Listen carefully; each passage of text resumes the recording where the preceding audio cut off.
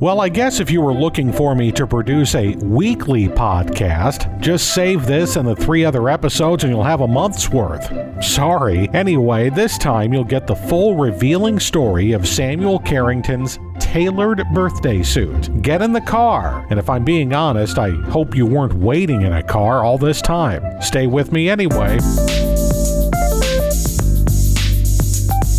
Hello and welcome to Get in the Car, the podcast featuring conversations confined to the car. I'm Will Stevenson. I know that in a general sense, podcasts are weekly, if a couple times a week, but if you recall me bringing up that I wasn't exactly employed on a full-time basis, and that's part of why I thought I had time to work on a podcast, my, how the short times have changed. Since episode 2A first dropped, as the kids would say, I've taken on some actual work during the daytime, leaving me not much free time to work on the podcast. Well, I'm buckling down, as us older people would say, and I'm doing episode 2B. The key to any podcast is poor sound quality and tons of commercials. But let me thank you for your patience and your forbearance and your support. Lots of Facebook followers, quite a few downloads of the podcast on Podbean, and if all else fails, I'm uploading the episodes to YouTube as well. No matter how you listen, thank you. Now, on to the exciting conclusion of the story I referred to as the tailored birthday suit. It's the second part of my conversation with Samuel Carrington,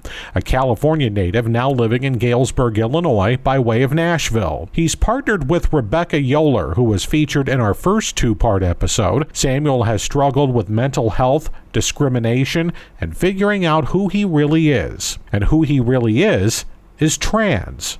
But how did that come to be? Sam shared all that with me when he was invited to get in the car.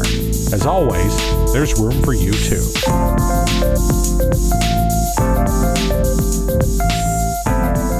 You talked a little bit among the things you've done in your life is transition. Yeah. What was the first point in your life that you really acknowledged or understood that, first in terms of coming out? When was that first sort of a thing in your mind you were processing? So when I was 21, I was a newlywed, my college sweetheart. This was my first wife. My first wife is still one of my best friends.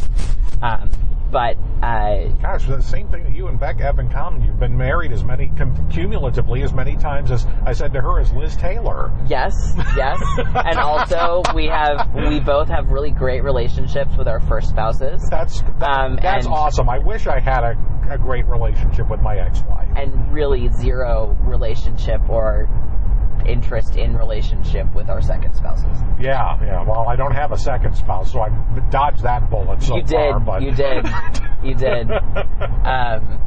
So I was 21 and very recently married. My wife,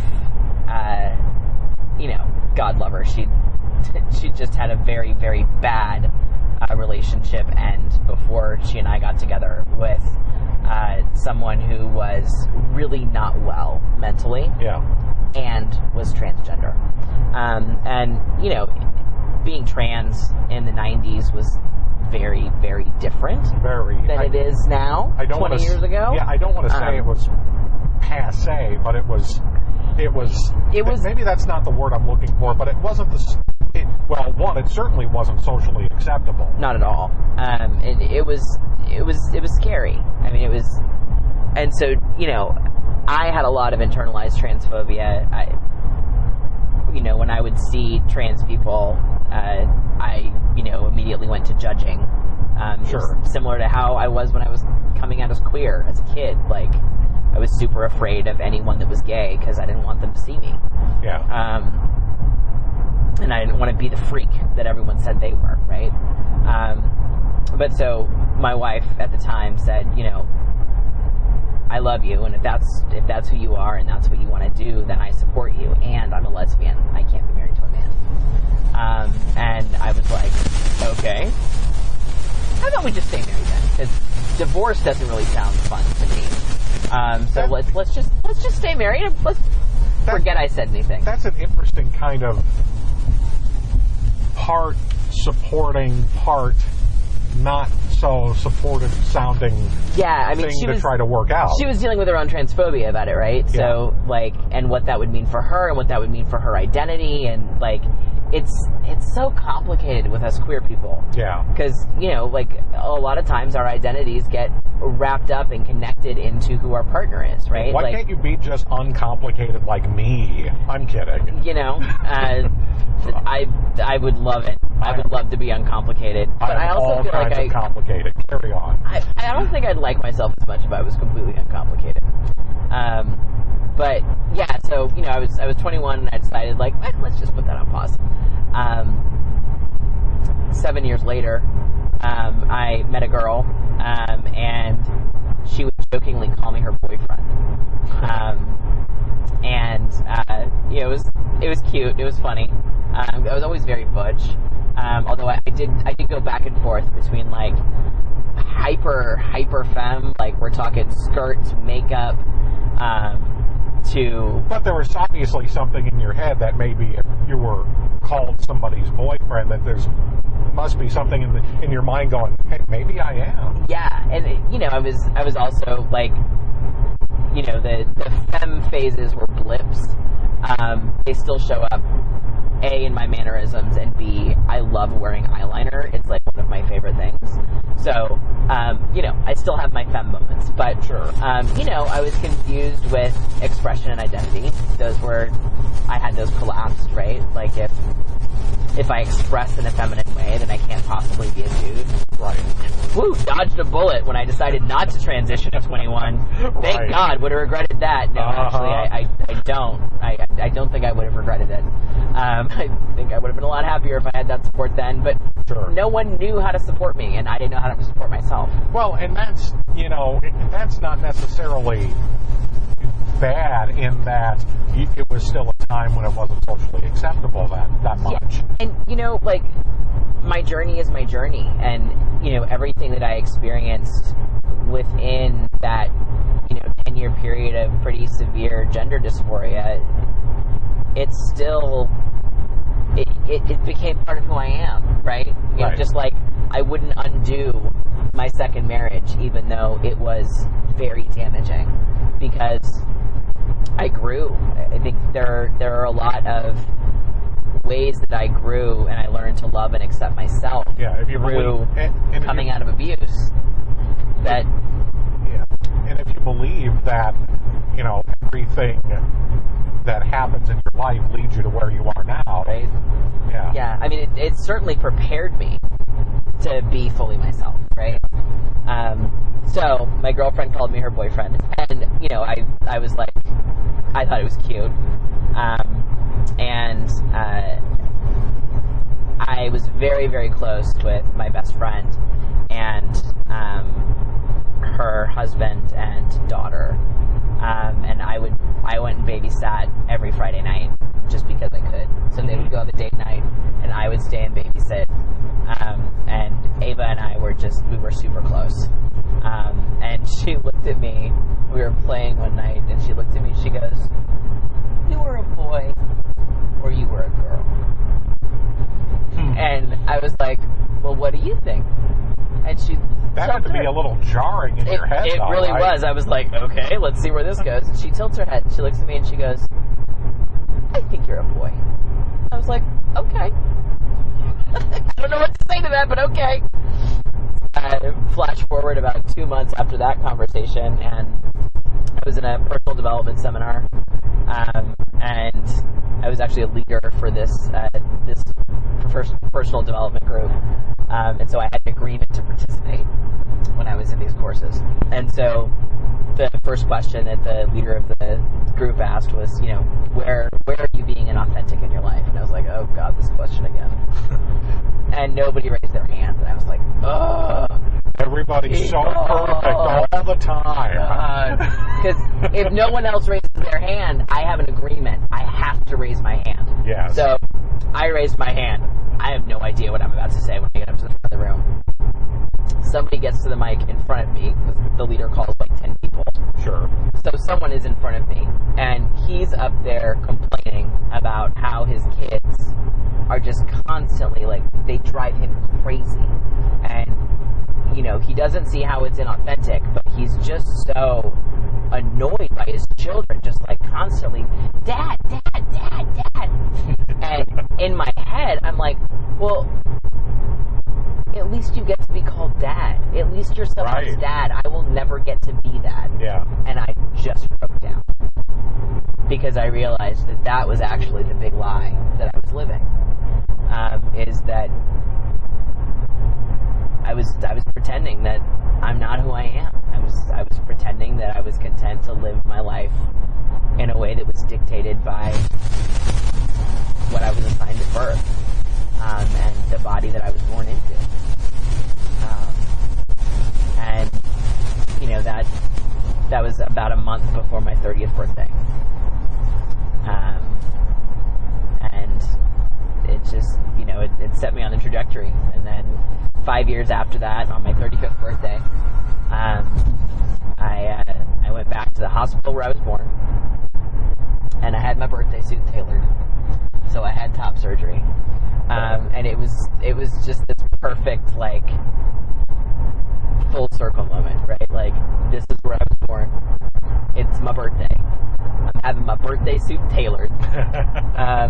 Getting the body that matches who I am. And so, it really was a kind of a cool full circle piece. And, who I am has evolved ongoingly since then. Whenever I've come out, I've always come out into the extremes, right? So, when I first came out, when I was 16 years old, I was a lesbian, hardcore lesbian. And then I realized, like, I'm actually, kind of bisexual, kind of queer, kind of just like people. And then when I came out as trans, I was like, I'm a man, right? Well, I always say anything worth doing is worth overdoing. I've mastered it. Yes. But,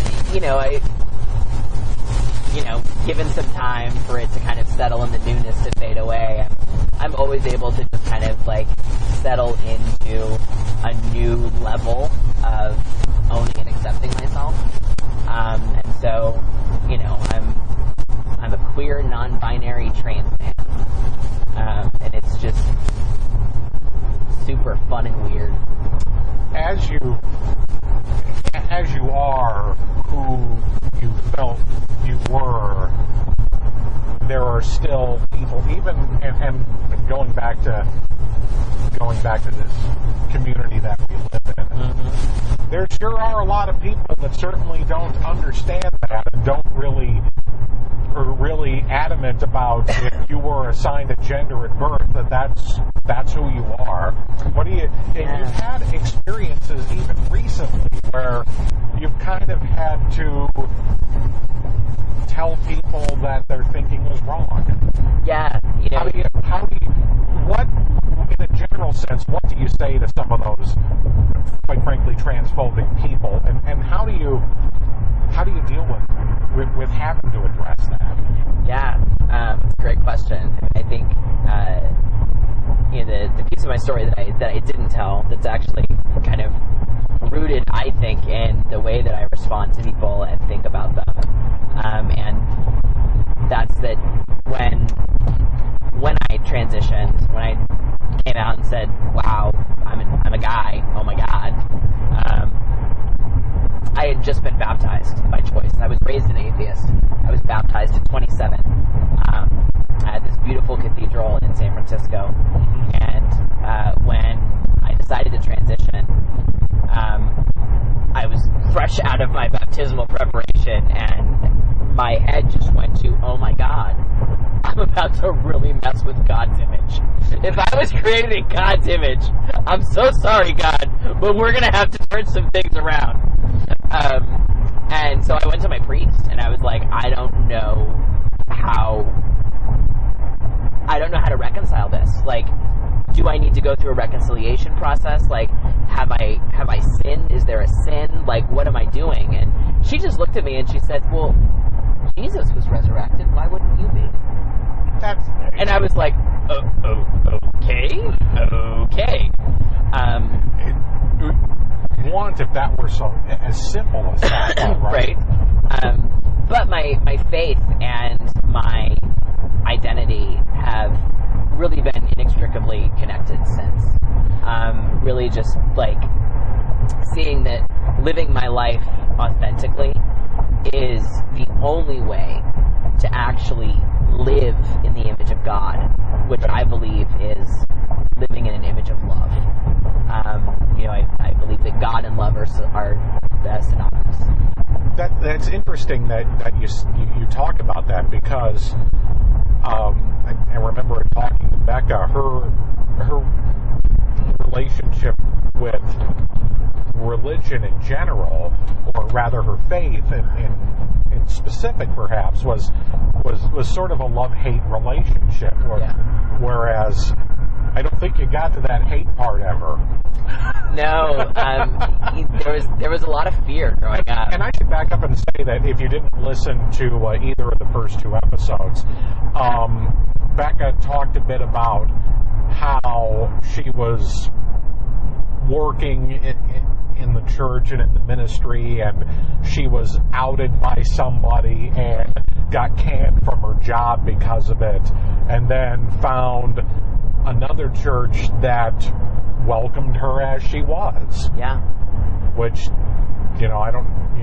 we should probably all be lucky, I suppose. But the problem is that we have to go hunting for a church that will love us as we are. Yeah, that's the whole purpose of church. That's the whole purpose of God.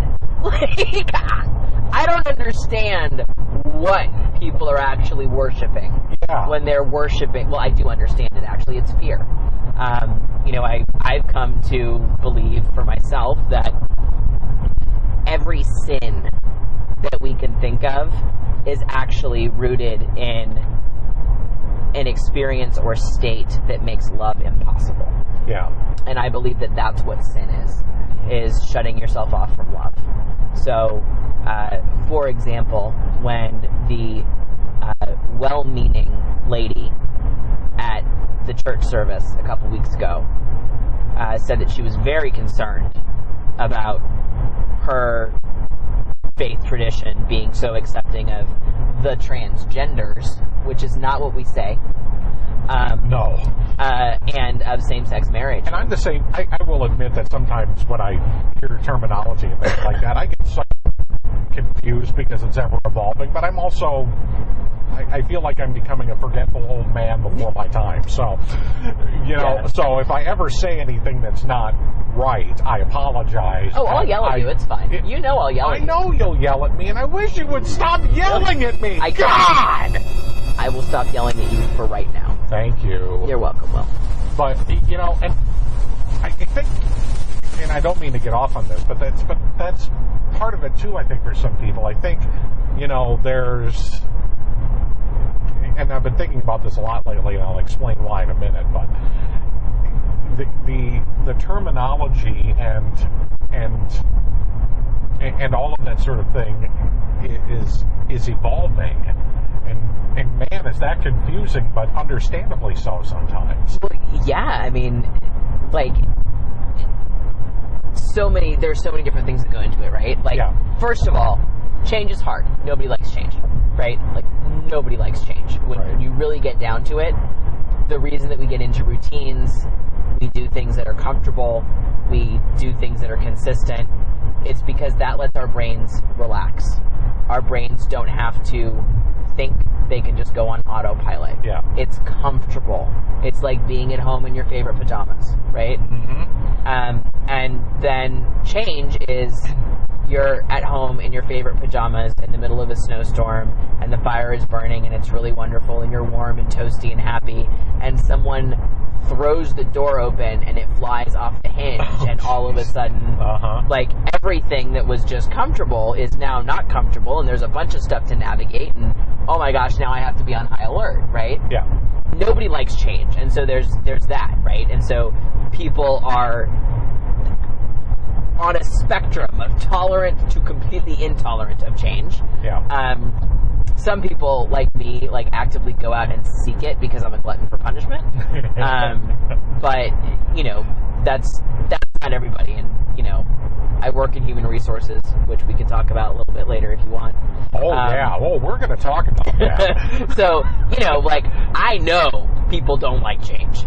And I see that and I experience it every single day. So I think that's one piece of it, right? Is that change is hard no matter at what level. But then it also comes down to, I think, open and closed, love, fear, willing, scared, right? And so, nobody likes change. Change is scary. When something changes, our tolerance for it is based on what we think it means about us that it's changed. What's the impact going to be on me? And that's why you see a lot of people who are just adamantly homophobic and actively hateful, and we find out that they're actually secretly having same-sex relationships. Oh, yeah. Right? Uh-huh. It's because they're afraid that people will find out who they are, and so they have to speak out against it. They have to push it out, keep it at arm's length. Couldn't possibly be me. Don't pay attention to me. Yeah. Look at my distraction over here, right? And that's all coming from fear. What does it mean about me? And, that's kind of the extreme of it, but a much more subtle aspect of it is, 70, 80, 90-year-old woman who all of a sudden, we don't think about how things like gender and sexuality are conditioned into our brains to have us think about the way that the world works and the universal truths, right? Getting someone to accept that gender is not what your genitals are, and it's not the genitals that you were born with that define your gender, right? That just goes so completely against the entire way that the world was set up for people to grow up in. And so, well, if that's not true, what else isn't true? Yeah. What else do I need to be questioning? And, it's one thing for me to be oh, well, now I have to question everything that I've learned in the past year. That's one thing. But now I have to question everything that my entire life and my system of beliefs was built on for 70 years? That is some scary, scary stuff. Oh, sure. And why I shared all of that is my approach to someone who is intolerant is not to push them at arm's length and be afraid of them. My internal emotional reaction is oh, this feels unsafe. I feel scared. I don't know if I can trust you. I don't know if I'm okay here. But approaching them with fear and pushing them away doesn't serve anything. It just gives them more reason to fear. Because you're adding to it. It seems like it's the counter to their reaction of intolerant, because in some ways that's really all they knew. Yeah. And so, the healthiest way for me to deal with that in the moment is to approach it with love. And, just explain, I am who I am, and especially in the context of church, I believe that Jesus would have dined with me. I believe that Jesus would have accepted me for who I am, and I believe that the more love I give, the more love I can receive. Oh, sure. The more love that I can give. And that's the meaning of life, is to love. Because that's what makes us human, is our ability to love and our ability to connect. Which ties in a little bit to why I was thinking about this recently. And just yesterday, in fact, there's nothing I enjoy more lately than a good old-fashioned YouTube rabbit hole. And I spend a lot of time watching old news coverage of everything on YouTube. And I came across a video that had been uploaded recently of one of the 9,000 attempts that CBS News did at a news magazine that wasn't 60 Minutes. And because outside of 60 Minutes, CBS has never had a really good news magazine aside from 48 Hours. But anyway, and don't get me started on that. They're obsessed with time, though, aren't they? Yeah, they really kind of are. But, you know, I guess that's what works for them.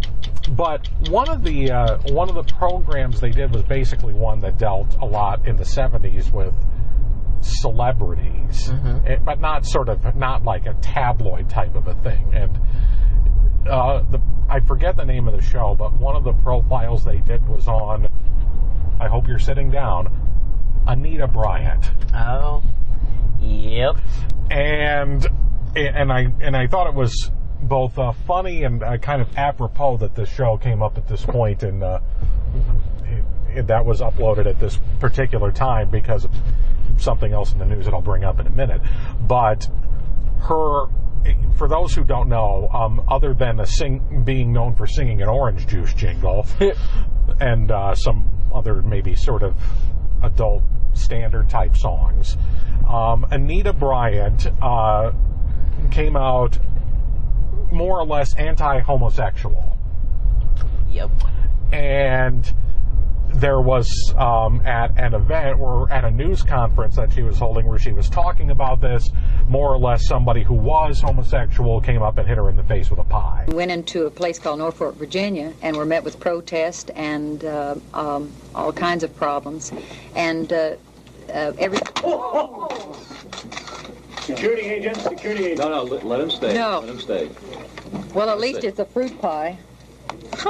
Let's pray for him right now. Anita, let's pray. She's talking about her beliefs in this interview, and of course, inevitably, the question was, how would you react if one of your children came out as gay? I would love them and not disown them because they're my children. And I would tell them that God loves them and that I love them very much. And I would try to deal with that problem in the light that God does, that He loves us as sinners, but He hates our sin, and that He cannot abide by sin. He cannot tolerate sin in our lives. I thought to myself, that, you know, there's more than one way to look at something. and Anita Bryant was only looking at one way. Yeah. And you know, it was a way informed by fear. Yeah. Right. And you know, and it was funny because I thought her response was probably a decent enough response up to the point to where she was still adamant that homosexuality was a sin. Yeah. Well, I mean, so many different places to go with this, right? Yeah. But you know, the whole idea that homosexuality is a sin, y'all, Jesus never talked about the gays. That's what somebody else in the piece had said. Jesus never talked about the gays. This other person in the story said, "Yeah, I don't know what version of the basically said I don't know what version of the Bible Anita Bryant's looking at, but it's not the one I'm looking at." Yeah, and it's you know, there are these passages that people always bring up.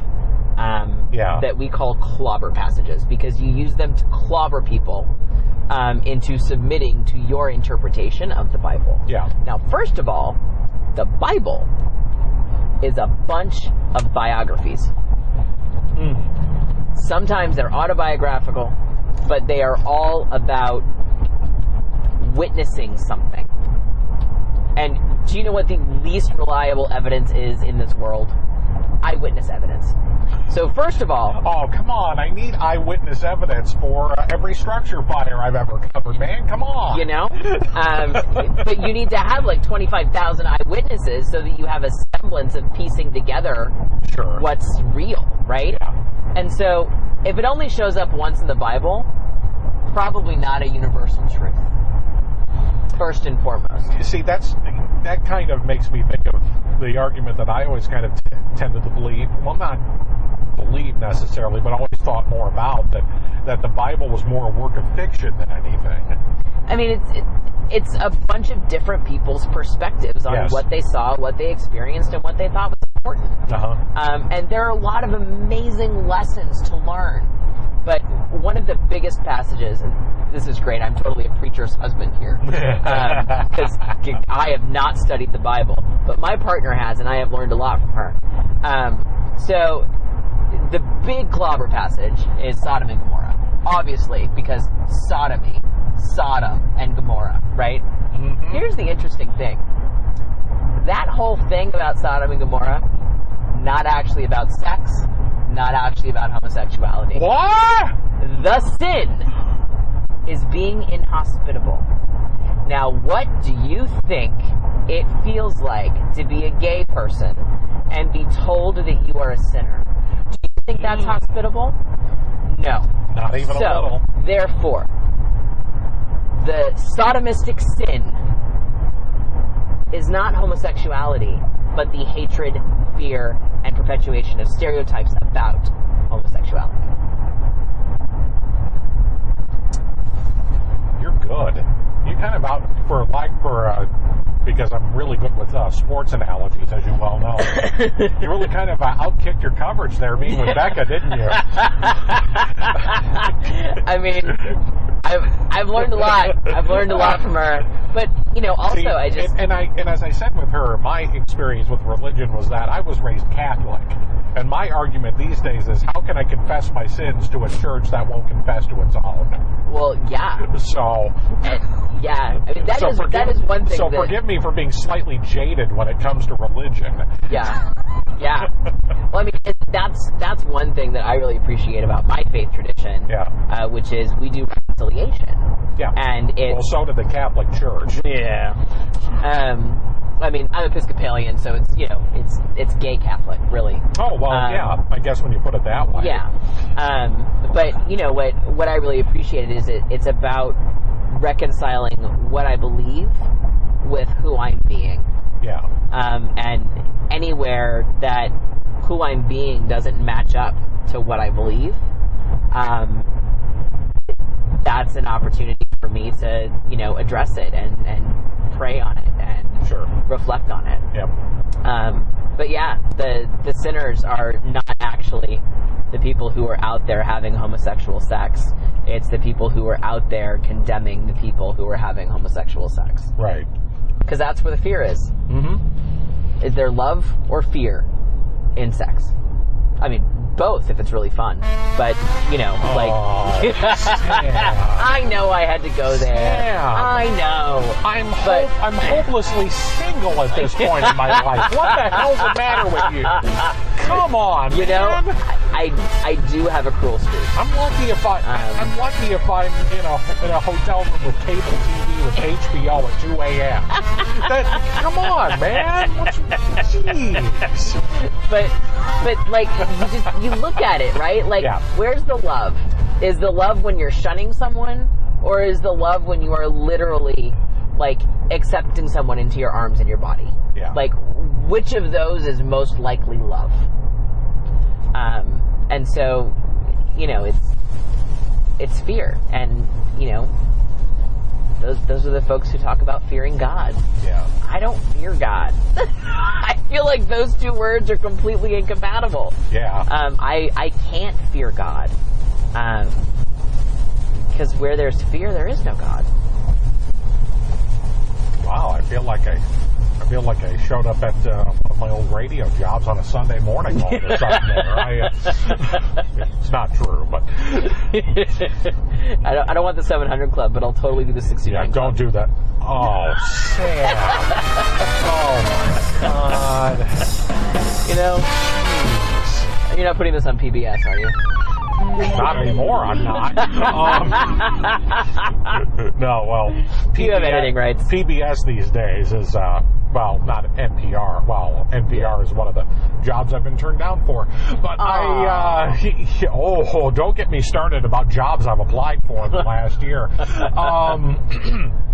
But anyway, I completely understand if all of a sudden I just kind of got depressed about my own situation all of a sudden. Anyway, it'll all be in my book. That's not true. I'm not writing a book. I don't have time for that. I used to joke that one of my go-to phrases was, it'll all be in my book, but I always jokingly say, because I've written, my career has been writing broadcast news, is that it's really going to be about the size of a pamphlet. Because that's all I can write before I'm done. But, think about how amazing the audiobook will sound.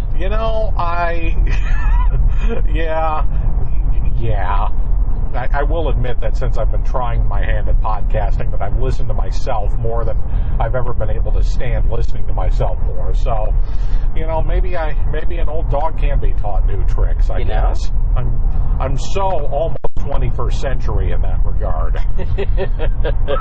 Just take a leap. Go 22nd century. See what happens. Yeah. Well, we'll find out about that. All right. Anyway. All right. We've got a little bit of time left before we run out of time and before I have to get you to your car so you can get to a meeting, which ironically has to do with theater. Yes. So that's maybe where I'll go next for a couple of minutes. So what got you interested in theater? Oh my God, I have been just attracted to the stage since I was very young. Yeah. I was the star of the school play when I was in 3rd grade. And I've always just loved it. I think part of it, honestly, like, it was the ability to become someone else. Oh, sure. Dealing with mental health, dealing with, super not exciting problems at home as a kid, pretty tumultuous family life.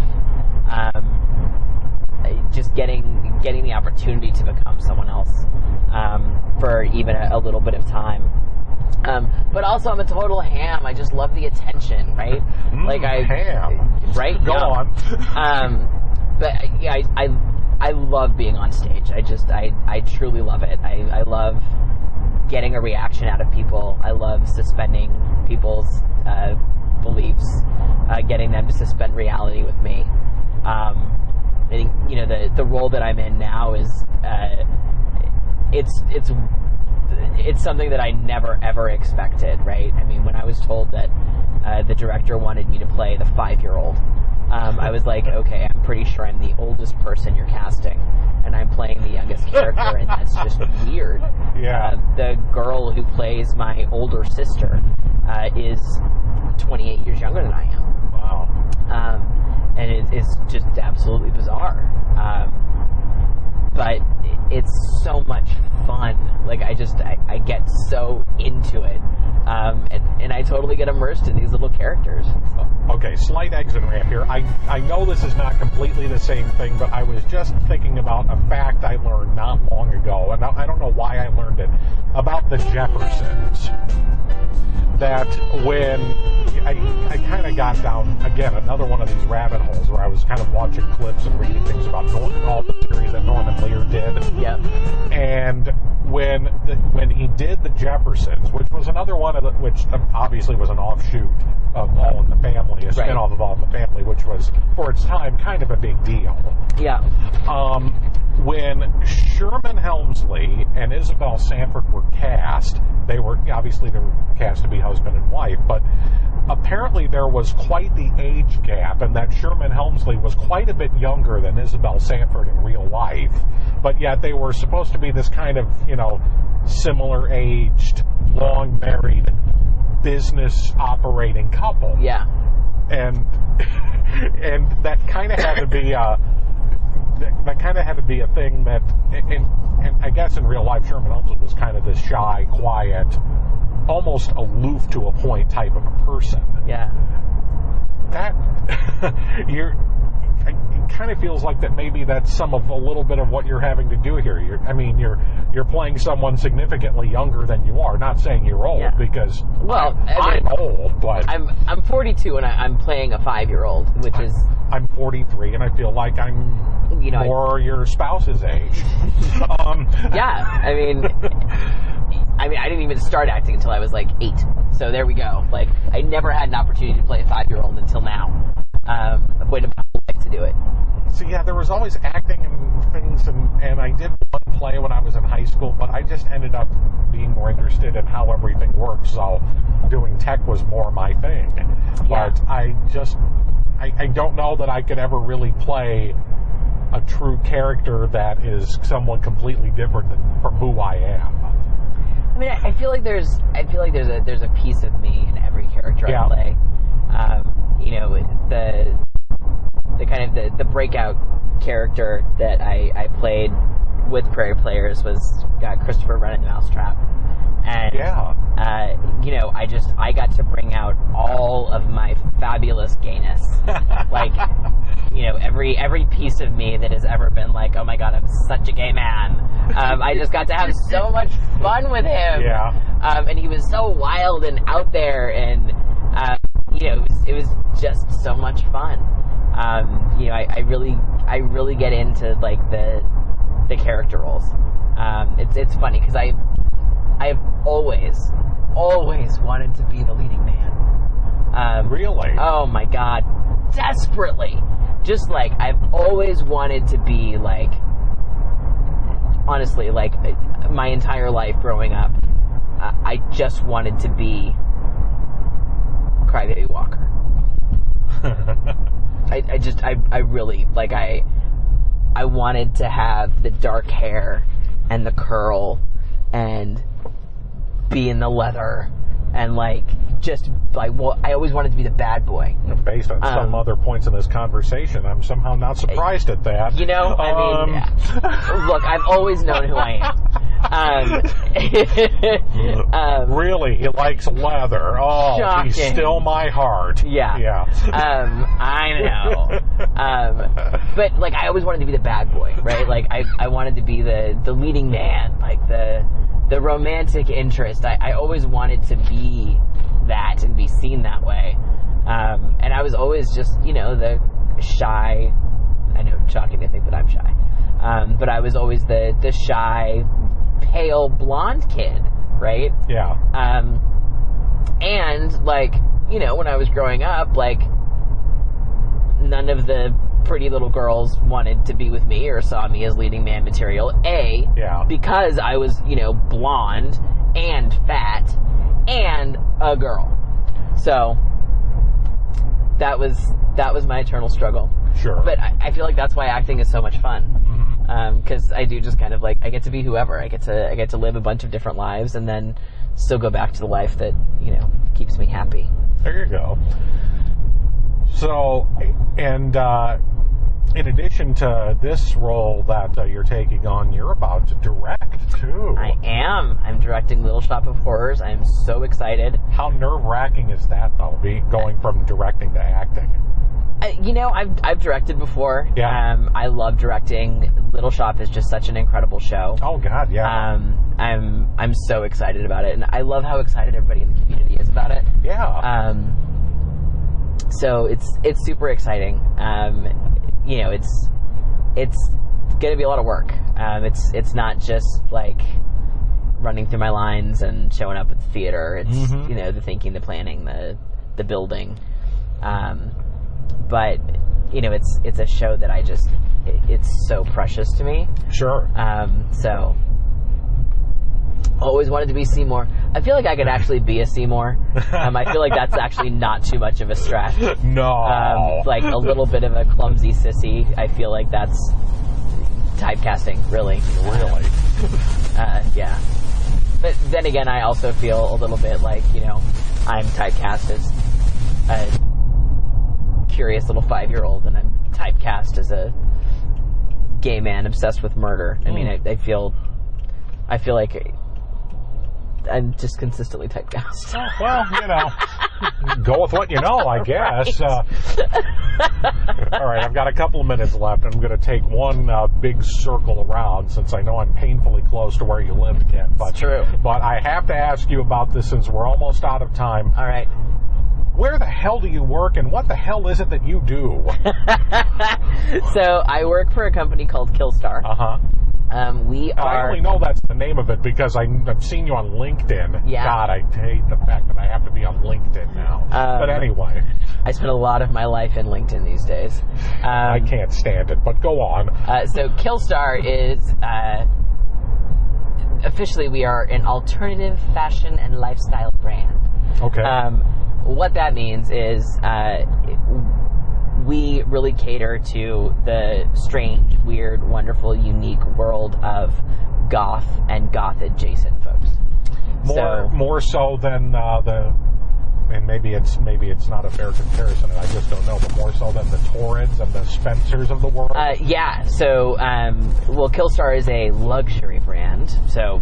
Oh, God, luxury brand. But, don't let this tape get back to your bosses, by the way. Right. I just, made a smarmy sound with my voice about a luxury brand. Well, I mean, it is, though, right? So of course it is, yeah. It's good quality stuff, right? So, like, these are Killstar pants.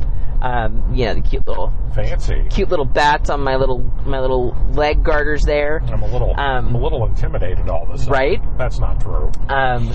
But it's great. It's great clothing. It's great product. We sell like home goods. We sell footwear. We sell jewelry. We sell phone covers. Like we sell everything you could possibly want. Whether it's a goth starter kit or a goth expander kit. But one of the things when I was interviewing for this company, I was talking to the founders, and they were talking about how they really just wanted to build something where people could feel like this world was accessible. Yeah. And that they could try it. Like I want to try a little piece of this and see how it feels. And they talked about the joy that they experienced watching people try something new and see how it affected the way that they let themselves evolve as a person. So going beyond the sort of typical sort of research and development, right? Totally. And it's like the thing that I love so much about this company is it's not about selling clothes. Mm-hmm. It's really about creating a world of acceptance where whatever makes you weird is actually the thing that makes you the most special and the most important. And that's the thing that we want to celebrate. That's great. And so, if you've got a thing for darkness, let's highlight it, right? Like let's add some more dark to it. Let's make it even darker. Like if you're queer, let's get a little bit more queer. Sure. Let's whatever that thing is that makes you weird, let's amplify it. Let's get weirder. Let's fully celebrate it and bring it out and let you fully experience the power and the glory of who you are. And your title at this place is what? I am the head of people. Boy, isn't that kind of apropos for you in some strange way, isn't it? Right, because I hate people? Yeah. What the hell, man? Yeah. But I only hate people because I love them so much. But so I was actually... I always say that I hate everything until proven otherwise. So, yeah. Yeah. Well, I started in January as the Director of Customer Experience. I've worked in customer experience my whole life. Okay. So I started as the Director of Customer Experience, and, I had an opportunity to really provide some leadership and help the team grow and expand just within our team.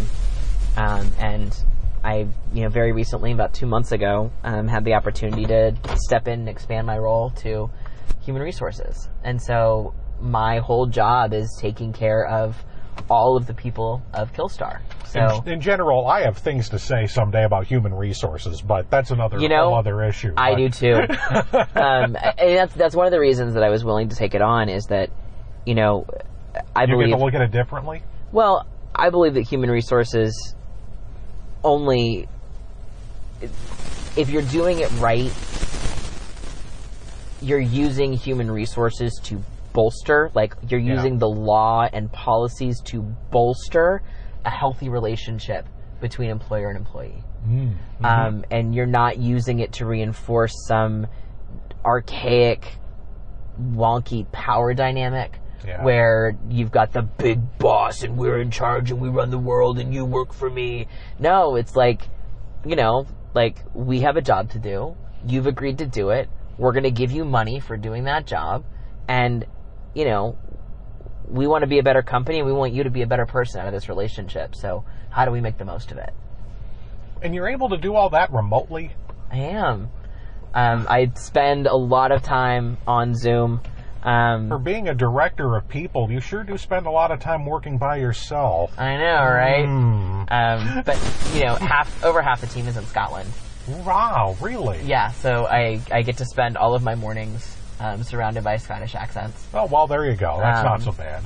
And my afternoons surrounded by Californian accents, so it works out really nicely. Tell me at some point you'll be forced to go to Scotland for some reason. I will. Awesome. I will be forced to go to Scotland. And Brighton, England, we have an office there. And unfortunately, we have one in Berlin. Oh, well, you can't win them all. Right. I will suffer through. Well, at one point, one of these days, my original concept, as I tell people, is to, basically give them a ride somewhere and talk to them. So at some point, I'm going to have to take you to the airport when you're going on one of these business trips, and we'll have to continue this conversation at some point. That would be fantastic. Thanks, Sam. You are, again, as I said to Becca, I think the world of both of you, even if we secretly hate each other in real life. Well, I think the world of you too, and that's why I yell. That's why you yell. That's why you yell. It's not why you yell. You yell because you're a pain in the ass. You know what? Fine. Fine. Fine. Be that way. You know what? I'm done. I'm leaving. Well, all right.